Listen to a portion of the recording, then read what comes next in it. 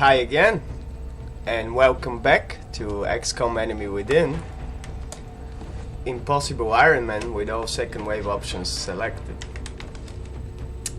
Today, we're visiting our gym where we have two of our absolutely phenomenal soldiers showing that you can achieve anything with hard work. This is Jeff Flores and Karen Grant, our best unbelievable sniper who's been with us throughout the whole game. From mission 1, he was with us and went through everything to help the team. And we also have Karen Grant, a recruit that we got a little bit later in the game, but she immediately became a first team member with her amazing medkit abilities. She was carrying 4 medkits for us throughout the whole game, and also she's responsible for capturing most of the live aliens we captured. So just wanted to pay tribute to these two phenomenal guys. Now, today is the moment of truth. We have built the Gollop Chamber and we have a soldier prepared to enter. And we will be doing that in just a second. But before that, I just want to go through every aspect of our development and our fight against aliens. We're gonna start with the research team. I appreciate your efforts to support the research team, Commander. I've already put the new recruits to work in the lab. Okay. This is Dr. Valen and her crew who did amazing research for us for a year. And they research absolutely everything that can be researched. So if we go to research archives, here we can look through and read about everything that we've researched, but we basically researched absolutely everything possible, including the interrogations of every possible alien that could have been captured. And yeah, they did amazing. All this interrogation gave us all the research credits possible to be gotten in the game. And also under the research tab here we have the gene lab. That's that facility with which we genetically modified completely 4 of our soldiers. Now, let's continue with engineering. Here we have Dr. Shen and his crew who have helped us build numerous things in our quest. Most importantly, the Firestorm ships and the mechanized exoskeletal soldiers called mechs. And as well, here we have the foundry in which we researched and completed every project possible. Let's take a look at our base. This is all the facilities that we built. I do believe we built everything in the most optimal way possible, which allowed us to get 4 laboratories, and that sped up research significantly, so we could do it all. We've built the Gollop Chamber that we're gonna be using in a second. So well done, Shen, and well done, Valen, and thank you very much for your help.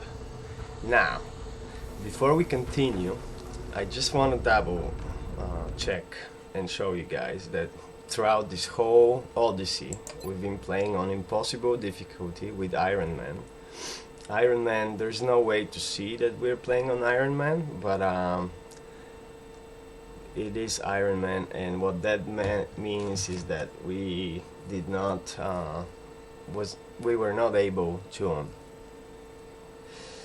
reload save games, which means that every decision, every move, every single click, every simple move, every decision throughout the whole game was final. There was no room to, oh, we did this wrong, let's reload and do it better. It was not an option. Every decision was final.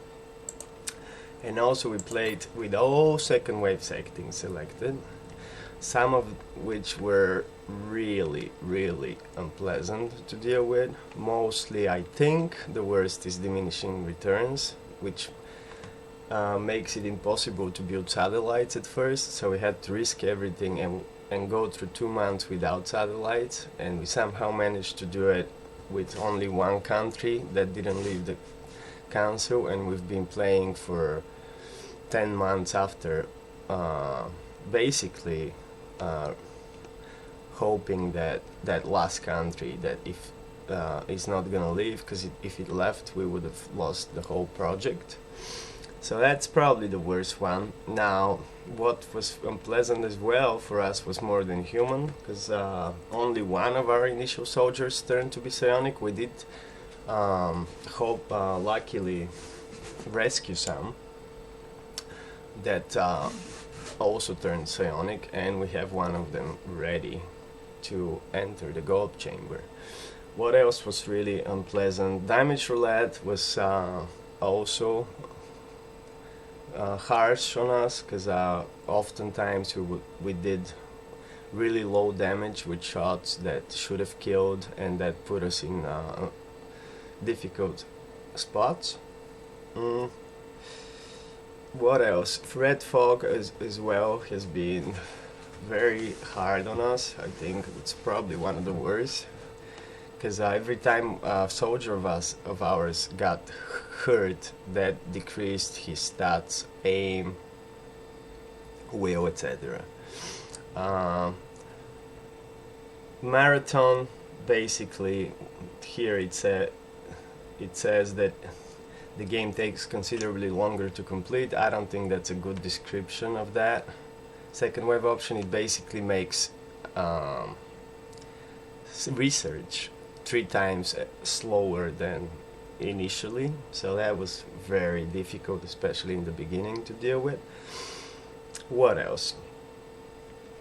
E115, that basically made our Illyrium disappear throughout the game, so in the beginning we just had to sell it, and then later on we were always low on Illyrium based on this second wave option. Total loss, that didn't really bite us that bad, because we only lost 3 soldiers, and yeah, they didn't lose too much gear when they went down. So alternate sources obviously made it just more difficult to build the base and all the facilities, because everything required more power than usual.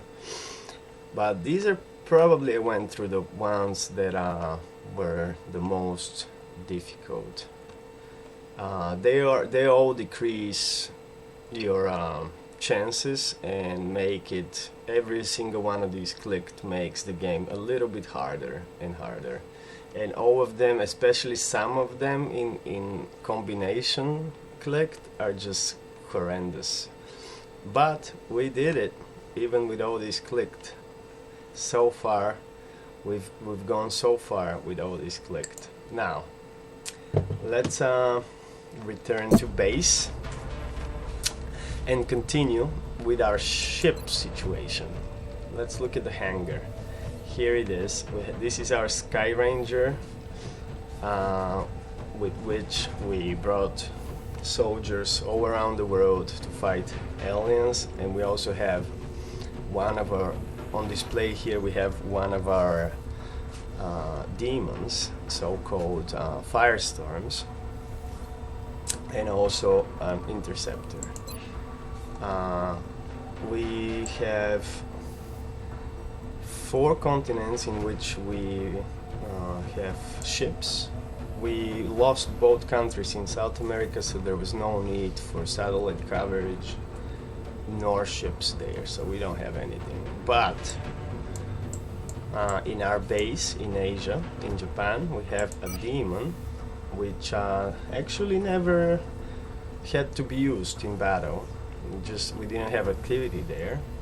But before that, we have Raven 1, and Raven 1 did really well and took down 3 ships. In North America, we have Demon 3, which did most of the action against alien ships later in the game and took down 4. And as well, we have Raven 6, which took down 4. So North America, just to celebrate the North American bonus, which is a ship bonus, gives the cheaper ships. These 2 ships did the best out of all. After that, we have Europe with Demon 2, which didn't see any action, and Raven 11, which didn't see any action.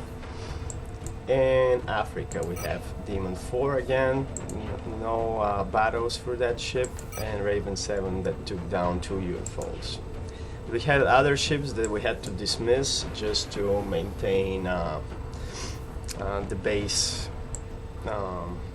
and not pay that much money every month for rent, not rent, but for, maintenance for those ships. So that's our hangar. In the situation room, we had this is the world situation. We were able to retrieve 2 continent bonuses, Africa and North America. We do have the Asian one as well, because we started with a base in Asia. And we secured 2 countries in Europe in the process. Once again, throughout this whole game, throughout 10 months, we were always worried that if one more country... Negative. We confirmed that contact was invalid hours ago. If one more country left the council, we would lose the game, but that didn't happen. So that was the satellite situation. We also had a covert operative slot here that disappeared once we removed Exalt out of the game by going on those Exalt missions. Stop stalling and get your asses out there. Relax, Bradford. Let me explain to the people, please. And these are our finances. This is all the facilities we have, so we pay a lot of money every month. And our ships here. So this is the pending request section where they want us to sell them Cyber Rex, but we don't have those, so that's not gonna happen. And here we have now all that the we've got stuff. The firepower to match. I think we can take them. We can take them, Bradford. And yeah, this is the section where you can sell things on the black market. We have a lot of corpses and other stuff that we collected throughout the game. And we're gonna go, the last thing we're gonna do is go to Barracks. These are our meadows. Here we received some meadows, called them names accordingly, and gave it to our soldiers to give them bonuses in battle. We did hire several soldiers, I believe, throughout the game. Did we? We actually didn't hire any, because we didn't have any much losses, so we didn't hire anyone.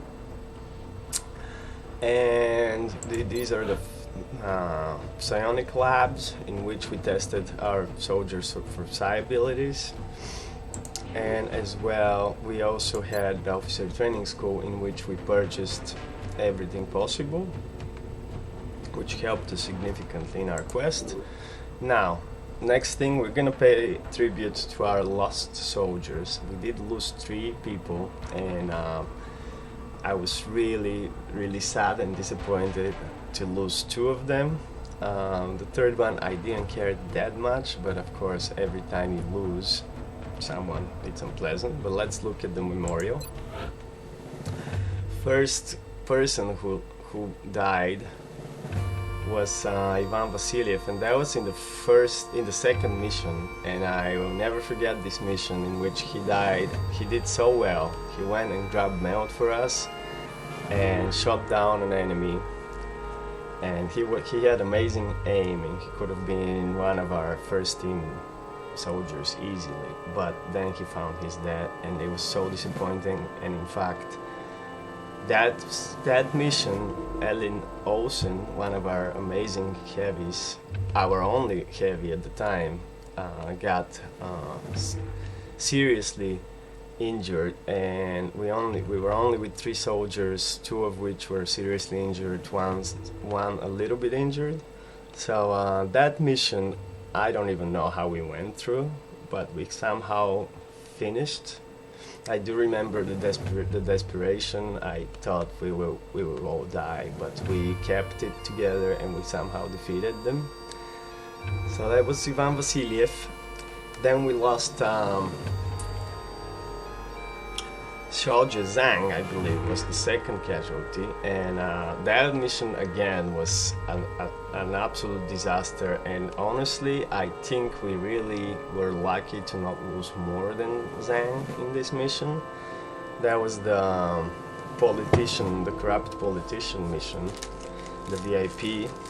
We did complete that mission with only Zhang dying, and he was critically injured and was bleeding out, and we had to shoot a Tin Man right next to him with a launcher, and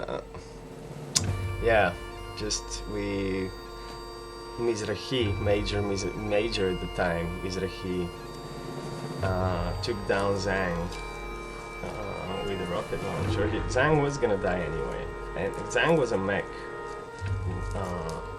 with a lot of health, and it was so disappointing to see probably one of our best soldiers with so much health go down. It just showed us that no one's safe and anyone can die, and made us really cautious. And Elsen Neumann, she was one of those that began the game for us, one of the 4 that started the first mission. She turned out to be a support, so we didn't use her that much, but we sent her against Exalt and they killed her. So all these people, thank you very much. You did great for us, and you found your death in this fight against aliens and humans who were helping aliens as well. And last but not least at all, we will be looking through our amazing crop of soldiers. We'll look every single one of them individually. And we'll start with Konstantina Bulos. She was one of the very first that we started the game with. She was part of that first mission. She was rookie in that very first mission, and she turned out to be a Assault. Later on in the game, she lost her spot in the team for a bit because of how we strategized and what kind of soldiers we picked.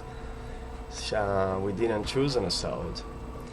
And once Zhang died, we chopped her up and made her mech, and she's by far our best soldier in terms of stats, the most kills and the most missions. She's been with us throughout the whole game, and she's been absolutely phenomenal. She has 49 missions and 138 kills, which is really amazing. And then we have Colonel Izzy Mayunde, a recruit that we got from a mission, I believe. He was a support, so it was an easy choice to make him into a mech, and he is also phenomenal for us with 114 kills out of 43 missions. Next we have Jeff Flores, I think my favorite soldier of them all. Phenomenal aim, 137 holding a scope. He's completely genetically modified with all the gene mods possible, and yeah, he's been, I do believe that we did call him Never Miss, and I'm pretty sure that he has not missed a shot on his turn. I do remember once him missing, he had double tap and he missed one of his shots but then made the other. So when it was his turn, some of you guys, if you want to go through the whole series, all this, he's been on 43 missions, and I do believe when it was his turn to shoot, he did not miss a shot ever. He did miss overwatches, and he missed once when it was his turn, but he made the other. So he never missed when it was his turn, and he's phenomenal, and we thank him very much for his service. And as we saw, he works really hard, showing that hard work is important. Now, we continue with Hiroki Takahashi. This dude was phenomenal because he was one of our weaker rookies, so he was a little bit underestimated at first. Didn't get to play until part 7 of this series, I remember very well, in which we brought him for the first time for a UFO landing site, and unfortunately that mission we lost the footage from because of technical problems with the recording, and once again because of the Ironman situation in which you cannot reload and play missions again. We were not able to show you guys that part, but I'm really hoping you enjoyed the way I presented that part. I remember back then we were doing so well and I lost that footage, and I was so disappointed. I thought it was a moment to make a huge decision, because I was ready to just give up, honestly. I was so disappointed that we lost that footage, but instead I said, no, this is not how you beat this game on Impossible Ironman with all second wave settings selected. You have to show determination, and you have to show that no matter what happens, you continue. You have to show that spirit. That's the only way you can beat this game. And we continued, and Takahashi turned out to be one of our main dudes out of nowhere. Just a regular rookie with 60 aim. He was he was nothing impressive, and all of a sudden he turned out to be our squad leader, and he has been carrying us on his shoulders throughout many missions, doing amazing things for us. So that's Hiroki Takahashi, and we'll continue with Karen Grant. She has been absolutely phenomenal for us as well. She's responsible for most of, give me a second, if you remember,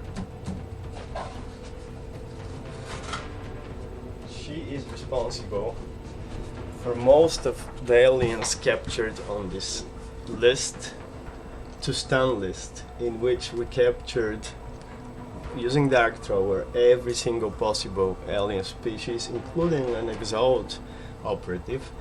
We attempted to stun it, and it just committed suicide instead. Didn't want to turn itself in alive, so it killed itself. But we did capture it as well. That's why you see it on the list. And this is all that we did. Every single species: Sectoid, Floater, Tin Man, Outsider, Muton, Sectoid Commander, Exalt, Heavy Floater, Berserker, Mutant Elite, and Ethereal. We captured all these and interrogated those. So that was done mostly by Karen Grant. Because of her deep pockets ability, she was able to have 3 stuns, and I remember on the Alien Assault mission, when Alien Base Assault mission, in which we attacked aliens in their base and that they built underground on Earth.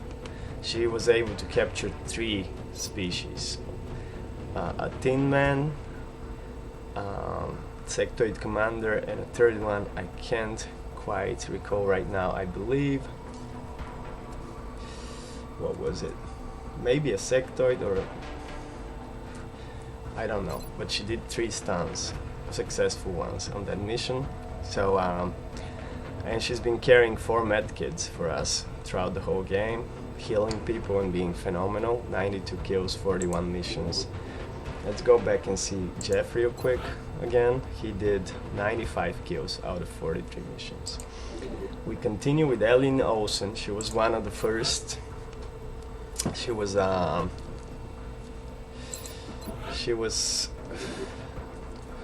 one of the rookies on the first mission. She turned out to be a heavy, and we can't thank her enough for the heroics she performed. She almost found her dead twice, I remember, being on 1 health point, and the second time was our own fault. We kinda moved when there was an overwatch that we overlooked, but she did live and she's been amazing. Sadly, she had to lose her spot in the team, mainly because she didn't turn out to be psionic. In fact, that's the only soldier we didn't give a chance. We just assumed she wouldn't turn psionic, so we started gene modifying her even before we found out. And because of the second wave option, what is it called? Mind hates matter. Once she was gene modded, she couldn't become psionic. So who knows, if we gave her a chance, she could have been psionic. But with that will, I doubt it. And we really needed those gene mod abilities, especially the mimetic skin early in the game. So she did amazing for us. Then we have Noam Mizrahi, another heavy who has been phenomenal for us. He as well, just like Karen, almost found his death several times. One time being on, remember, shot from point blank range by a cyber disc. He survived that, mainly because of his extra conditioning. And yeah, he did really well in the early game and got us through a lot of missions. After that, we have Matthew Hawkins, who has excelled dramatically, and with only 18 missions, he has 54 kills. He will be the person entering the Gollop Chamber with his psi armor. And yeah, he turned out to be really good for us in the late game. Very important. This is the page 1 of our soldiers. 8 people, all colonels. So we're gonna go down here. We do have plenty more, and we did manage to train 12, believe it or not, no less than 12 colonels. Next, we have Shane Bradley, another heavy, who did really well, got his heavy class early in the game and was very helpful. He usually wore a medkit because of his deep pockets ability, so he was a medic for us as well. He was great. Then we have, after Bradley, we have Sofia Malakova, another heavy, who, oh, that's Bradley, sorry. We have Malakova here. We called her Perestroika because she's Russian. She did great for us as well. And those people are so unlucky. All these people could have been first team in many other games, I'm sure, of XCOM. They're great, but we just had better than that. Malakova and Bradley, Mizrahi and Olsen. In fact, all these four are phenomenal heavies. Then we have Jack Taylor, Whitey, an assault, who we didn't like that much at first. We got him as a reward from a mission. So he did really well for us. He was an covert operative, I think, a couple of times, and just helped us go through a lot of missions. And mainly didn't make the team that much because of his low aim, but was very important.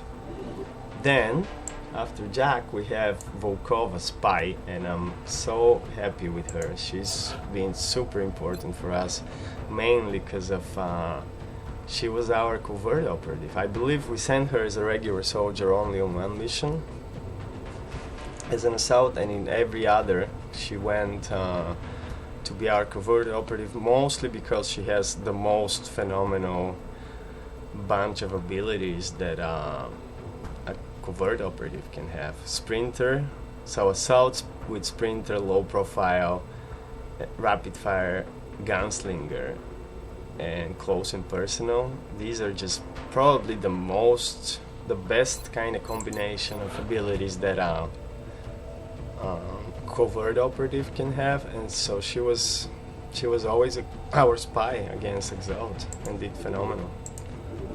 After that, we have Annette Durand, who we rescued from Exalt. Yeah, she did really well as well. She's a psionic warrior and has been on 7 missions, have 15 kills. After that, we have Fatima Derek.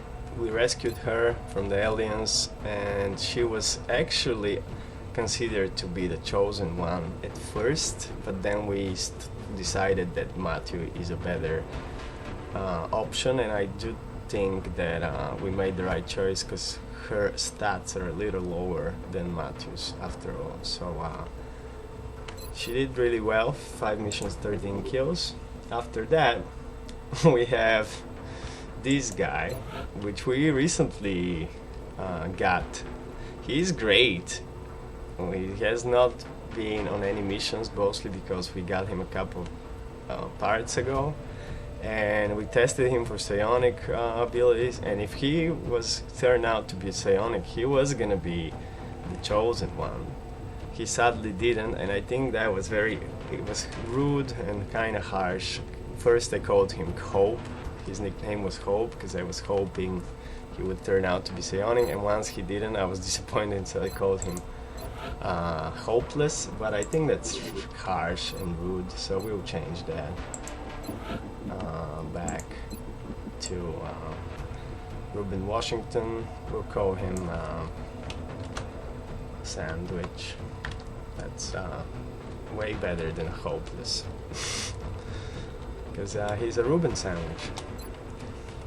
Okay, so we have Sandwich, who never got a chance to play, sadly, never got, but he would have been a really good snapshot sniper if, in fact, yeah, if we got him like earlier, he would have been phenomenal for us, but he didn't get a chance. After that, that is the last major we have. So we have 12 colonels, 3 majors, and we have 3, what is the class? Let's see. We have 3 captains. Olga Vinogradova, the only soldier that turned out psionic from our first crop. And in fact, it was strange that she turned because she had one of the worst wills. She had like 30-something will when we started, but she turned out to be. She had the right will, I guess, because she turned out to be psionic for us. And she fought mostly Exalt. We sent her mostly on Exalt missions. She did really well. We have Fionna Mckay, which was one of the first soldiers that went to fight aliens. In fact, I think she was on the third and fourth missions for us. She turned out to be a support, sadly, so she didn't have much future. We did consider to make her a mech, but we didn't. We did Mayunde and Zhang instead, and then after Zhang found his death, we switched. The second mech became Konstantina Bulus, so she never got a chance really. So she's been to 10 missions, mostly against Exalt, got 14 kills.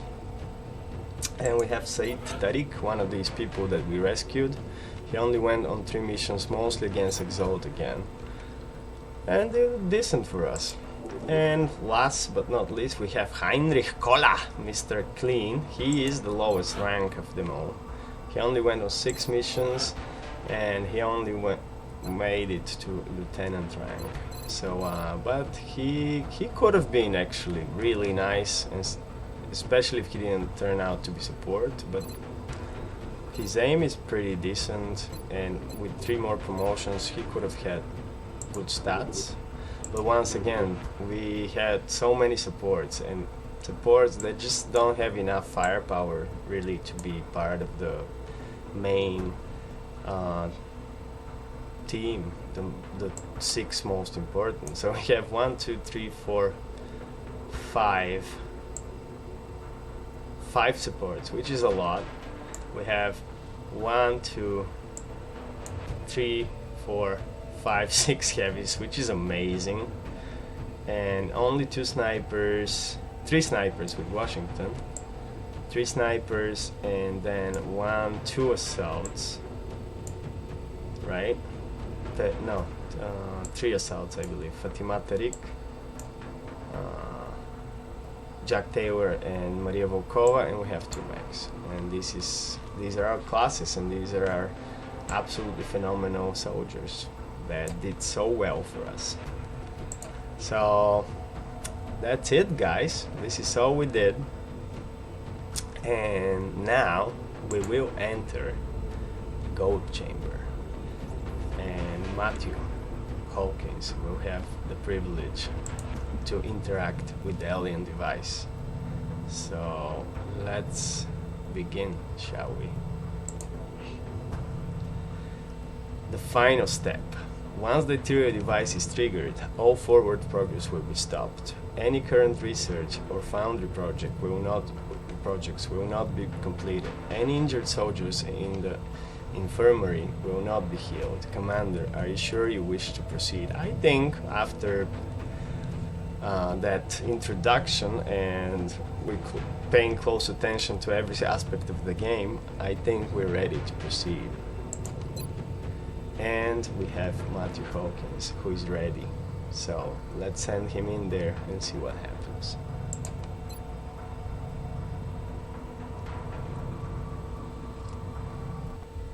With each of our major victories, we have encountered incrementally more powerful aliens. After the first alien craft was shot down, they began a campaign of terror.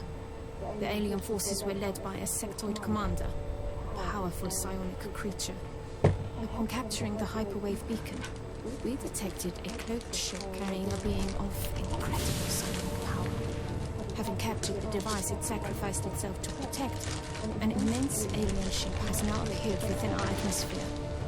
We can only assume that a being of even greater psionic power is on board this vessel. We have already pushed human evolution so far, and I fear that the next step will take us. Our enemy leaves us with no other choice. A new type of weapon is required.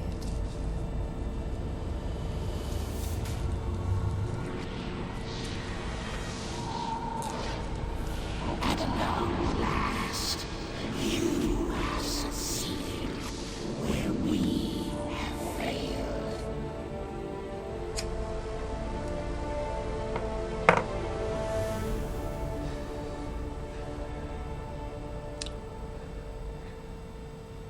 Okay. What that gave us is access to the tempo ship, which has been a threat hanging the Earth's atmosphere for several months now. So that gives us an ability to go and assault it. And this is gonna be everything or nothing. We either defeat them or we lose. So there's no time, there's no need to wait. We must assault the last group of aliens that are hiding in that ship and defeat them. This is gonna be our team. We have our 2 mechs, 2 snipers, and 2 heavies. And I believe this is the gear that they will take. We have Constantino Bus, the Mech 3 Paladin warrior, and we also have Mayunde, the Sentinel 2 level mech warrior. They both have the particle cannon. And this is gonna be the team that assaults the alien ship. Now, guys, I hope you don't mind, but I just wanted to go through everything that we achieved throughout this game. So this will be a part without actually fighting aliens, and the only part in the series, in fact, where we don't do a mission, but we will be doing that next time, and it will be a pretty long one, so expect 2 more parts. So we will launch mission next time. Thanks for watching, and I'll see you very soon with this exciting mission. Bye.